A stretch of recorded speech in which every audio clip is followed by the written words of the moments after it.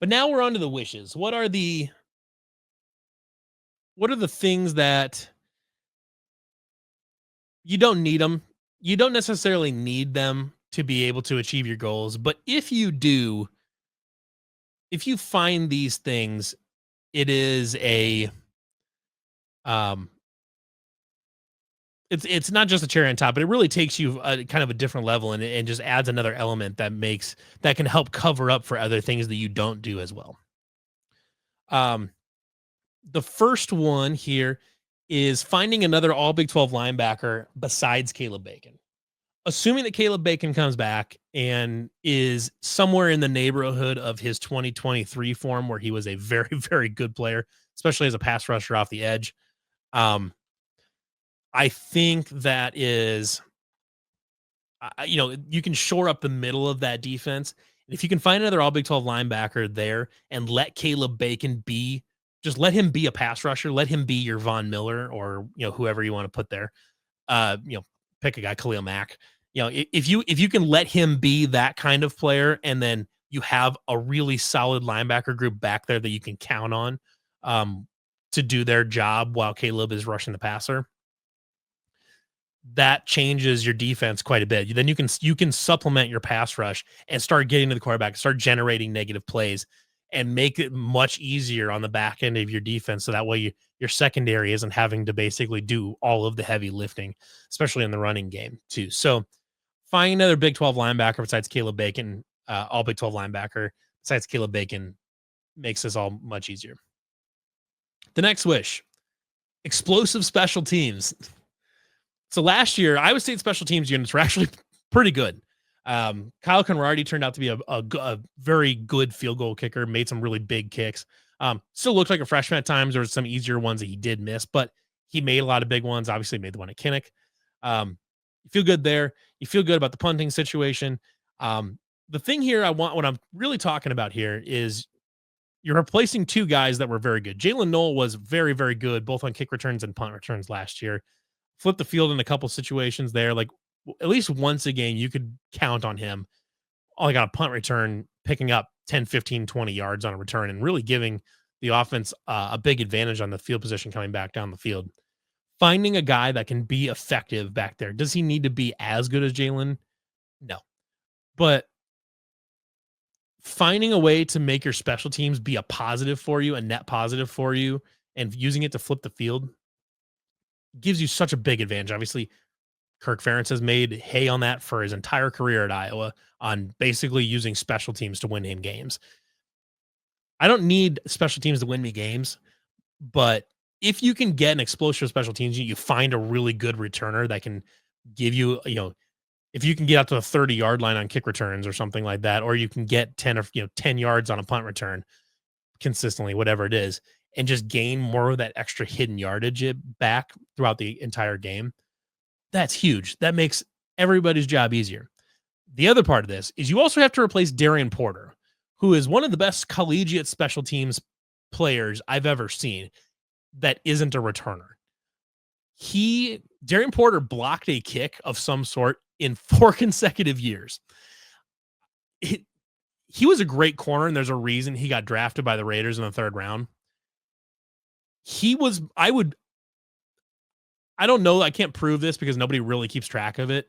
If there was a more impactful special teams player in the country last year that wasn't a returner, I don't know who it was. Because Darian Porter blocked and or recovered kicks like a few different times last year.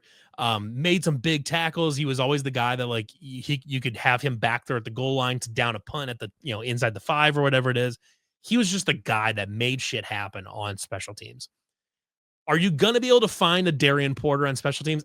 I don't know. Maybe Benny Nagoye can just slide right in there and do the same thing. I don't know.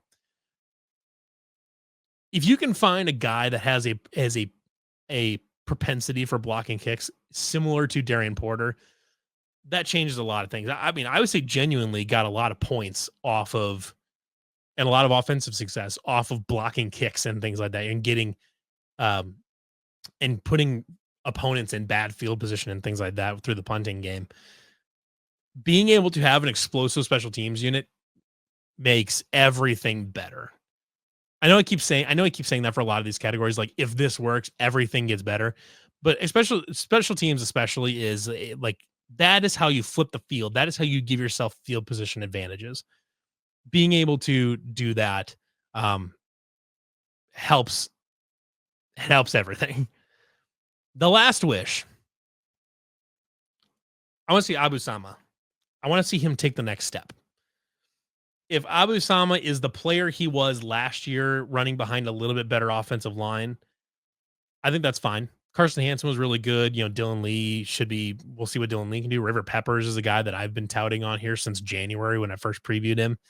Um, I would say it's got running backs in the room to keep dishing that rollout, but we've seen how explosive Abu Sama can be at his best. So explosive, in fact, that even though he like kind of struggled last year a little bit, I believe he is still the he's the currently the career leader in yards per carry. Um, over a certain I can't remember what the minimum carry threshold is, like 100 carries or something like that. For rushers over 100 carries, he has the highest yards per carry of any back in Iowa State history, including Brees Hall, Dave Montgomery, Troy Davis, all these guys, Darren Davis.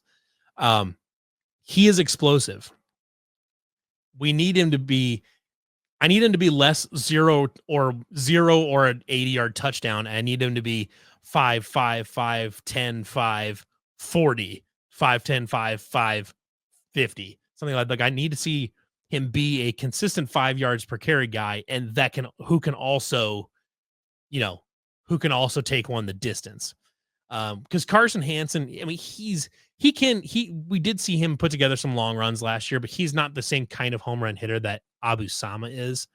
Carson Hansen is the guy that you get him the ball and you're like, go get me 5 to 10 yards. Bang, bang, bang. He'll do it all day and night without as much of the explosiveness. Abu Sama is your home run hitter. If Abu Sama can really improve his vision and get better at finding his running lanes, following his blockers, and really being patient too, and also learning when to bounce stuff outside, he can do all of the things Carson Hansen can do, and just also have the explosiveness factor involved in his game. If he can do that, I would say its running game jumps up to a whole nother level. And all of a sudden now, you're not worried about the offense being centered around Chase Soul and Xavier Townsend and trying to figure out how you replace Jaden Higgins and Jalen Knoll. The answer is you recreate that. We recreate Jason Giambi in the aggregate, and you find a few guys at receiver that work. You find a tight end that's explosive and stays healthy, and you let your running game do the talking the way it used to with Brees Hall and David Montgomery, where that's the guy that's really your bread and butter, and you use the passing game to complement that. You can, if the offensive line can be consistent and Abu Sama can take that next step forward, I would say its running game has a chance to be very, very, very good. But we have to see it from him. So, all right, that is my entire list of all the needs, wants, and wishes for Iowa State this season.